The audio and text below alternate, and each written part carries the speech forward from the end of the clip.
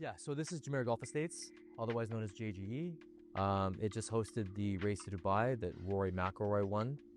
Again, you see, Real professional golf. this is a professional golf course, yeah. This is probably one of my favorite golf clubs in Dubai. Question is though, have you got one of them golf carts down there? So when you're in a villa, you get one. They come with it. So you say no? Oh, really? I don't. Yeah, Oh. unfortunately I don't. I don't know if I could be that guy, but I could. I know I could actually. Real. A walker? Did you guys notice? Yeah, I'm a walker. Did you guys notice that all the golf carts coming parked when we walked in? So this is your gym over here. This is your pool, restaurants. It's a great community, and that's like Sunday afternoons. This place is packed with families, friends. So talk to us about like the real estate out here. This is actually one of the most stable communities in Dubai. Okay. When we saw dips in the past, this is one of the areas that did not dip. It has that community vibe. Yeah. You know, it's got a lot of security. It's a gated community. It's also a hidden gem. A lot of people don't know about JG, and this is one of the things I love about it. Yeah, I think it's the first time we've been here. It has a great atmosphere, like really friendly, family vibe. Yeah. Like, it feels like a really great neighborhood to raise kids or something. So I used to live in the marina, and the marina was an area that I didn't take advantage of. I was always in my car, obviously with what I do, but I was driving over here to use the gym when I get there. Really? Yeah, I was. Is it for gym? So I was like, I might as well start my day here. I'll show you the facility afterwards, but it was one of those things. It's just like, for my age bracket, the community I want to be a part of, this checked a lot of boxes. Listen, as soon as we walked in, they got the LA Lakers playing on the screen and that, so Yeah. I'm sold, you know what I mean? The football's out here. They've got a quiz night. They've got a bunch of things. So it's a great community. Cheers, guys. Cheers, man. Cheers. To another, first and foremost, and I say it again, the reason why Scott from Remax is so goated is we came a last minute trip, came on Monday. I called him like Monday evening, say, yo, we're here. We got a meeting with the Abu Dhabi coming on Tuesday. We'd love to kind of meet you on Wednesday. He's like, bro, say no more. I'm clearing my schedule. I'm gonna show you this. And he's here, you know what I mean? So, Thanks, man. Appreciate it. Yeah, thank you. so like, first and foremost, like, much love and much respect for what you're doing. And then the things that he's shown us, the doors that he's opened, even the call that we had today with your guy, what was his name? Michael, from Canada. Clearly a billionaire property developer. He's already been dabbling in tokenization or fractional ownership, but not really been successful at it. Scott introduced him to us. We'll introduce him to EstateX first. He did some research, said like, love it, want to meet these guys, and we spoke with him. All 5 minutes. Yeah, we had a great conversation. Yeah. So I don't know if you understood like how that all went down. We were going to his property. I didn't even know he was back in Canada. And I said, you know, I'm with a group, a client that I represent. He asked me the name. 5 minutes later, he said, when can I get on a call?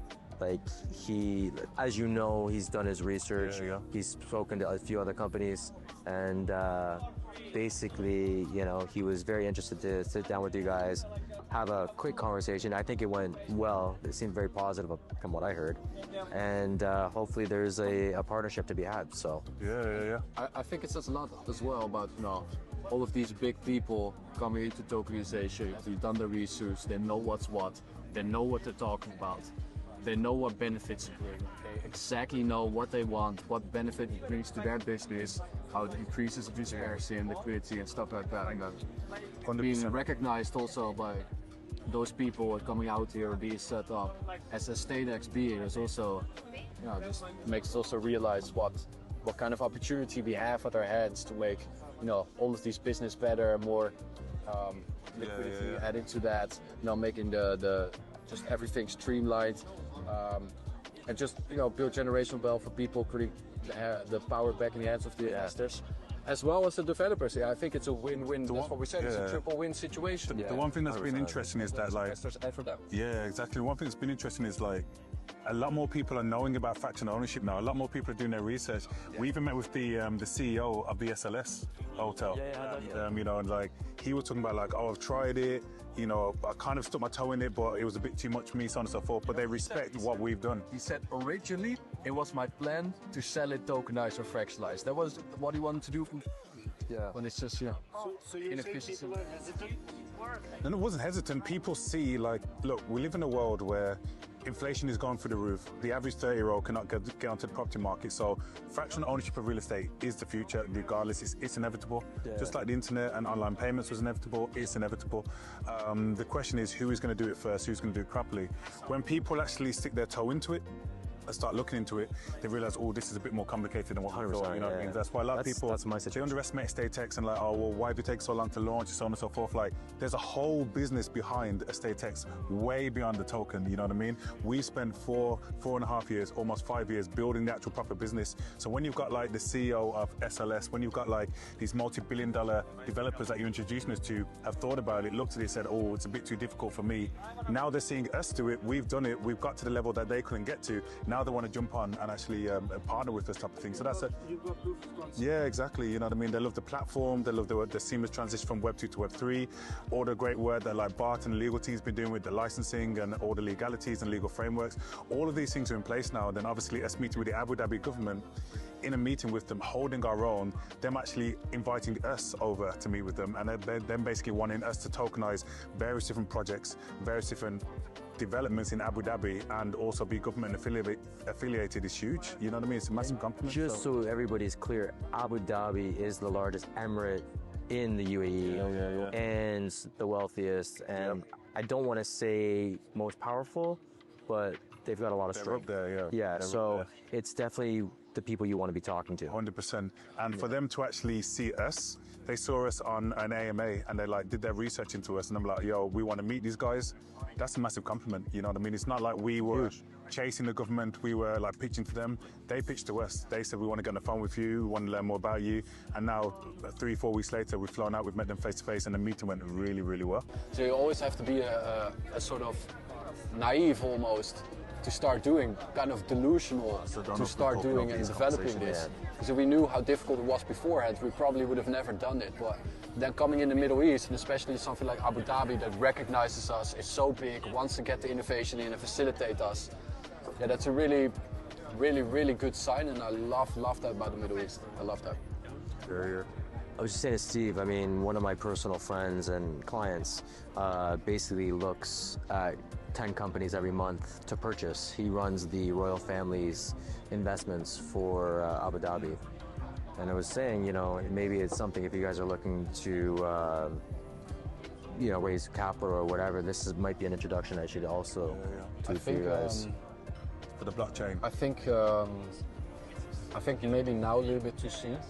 But once we sold a couple properties, I think that's definitely a conversation that we're going to have. They just bought my brother's blockchain company. Really? Yeah, for North America. Later this year, we're launching our own blockchain type of thing. So like, there's going to be lots of infrastructure partnerships and things that we can be doing for that. Yeah. And as Bart said as well, like even in like several months, when we're really ramping up the real estate side of things, there's definitely a conversation to be had there. Plus, I think Middle East, or definitely UAE, what we've experienced so far, is definitely something where you want to have your base. You know what I mean? Where we base your operations from, because it's just so forward thinking. Yeah, it's the crypto, blockchain, you know, IT capital as I see it. Yeah. You know, everybody's scared of it, coming here. Except here. Yeah. And when the rest of the world sees what the UAE is capable of doing and doing with it, everyone's like FOMO, like you said earlier. Yeah, exactly. The thing about here is like it's very face to face, so isn't it? You know what I mean? Like we need to be out here more often, because obviously as soon as you leave, the communication gets a little bit quiet. You know, I got a few properties. Let me know. Yeah. There you go. I'm down. So, yeah, look. Already decided to get an apartment here, so Yeah. I think it's smart. Yeah. Moving out here, I'm already a resident. You know what I mean? I'm a resident already, so. Yeah, so on the back of what you were saying about like how English and Americans are perceived differently internationally. So I remember when I was like in my early 20s and I went over to Atlanta and I was visiting one of my friends in Atlanta, and he's kind of like, Atlanta's very kind of like, I don't know how it is now, but back then it was quite segregated. I think it's the same now type of thing. Like, you know, black people are kind of like on one side, white people on the other side. There's no like racial divides or anything like that, but it's just like, you know what I mean? You have those sort of areas. So my friend, he was white. It was like, you know, captain of the football team, like a typical kind of like, you know, college jock type of thing. So I went over to him and said, oh yeah, like, come, let's go to the club, all of that sort of stuff. So we went out to the club, and obviously we were on the white side of Atlanta. As soon as I walked to the bar, like, people would stop, stare, like, who is this guy, all of this sort of stuff, but like, you know, I always take it as like a compliment.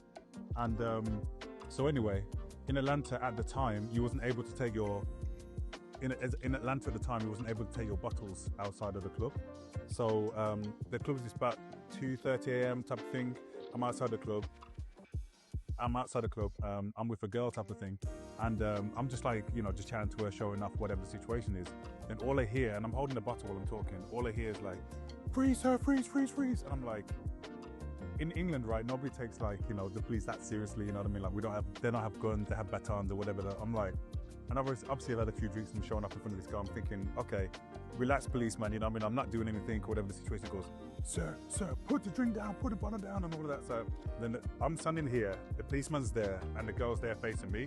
Her face has just gone bright, kind of like white. Her lips have gone blue and she's like, Steve, put the bottle down, just put the bottle down. I've looked around, it's got a gun to the back of my head. He goes, sir, put the bottle down. I'm like, shit, okay, man. Like, so I put the bottle down.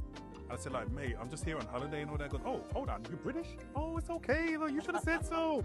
We're all good here. You know what I mean? I'm like, damn, like, it's just like, if I was an American, it would have been a situation. But when I'm British, they almost look like I was a different race or something like that. So I have a similar story. I'm in South Africa for my my friend's wedding.